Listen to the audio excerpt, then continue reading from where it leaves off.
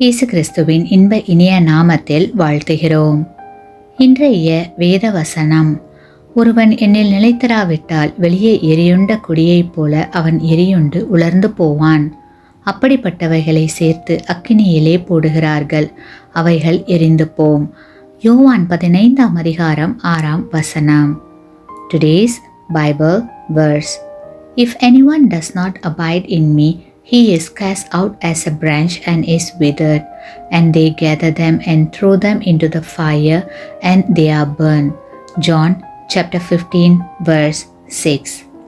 அவசரமாக சில நண்பர்களுக்கு கைபேசியின் வாயிலாக தொடர்பு கொள்ள முயலும் போது கிடைக்கும் பதில் என்னவென்றால், நீங்கள் தொடர்பு கொள்ள நினைக்கும் வாடிக்கையாளர் தொடர்பு எல்லைக்கு அப்பால் இருக்கிறார், ஆகையால் தற்சமயம் நீங்கள் அவருடன் தொடர்பு கொள்ள இயலாது என்பதாகும்.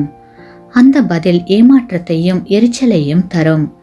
இந்த காரியம் சில சமயங்களில் நம்முடைய ஆவிக்குரிய வாழ்க்கைக்கு மிகவும் பொருந்தும்.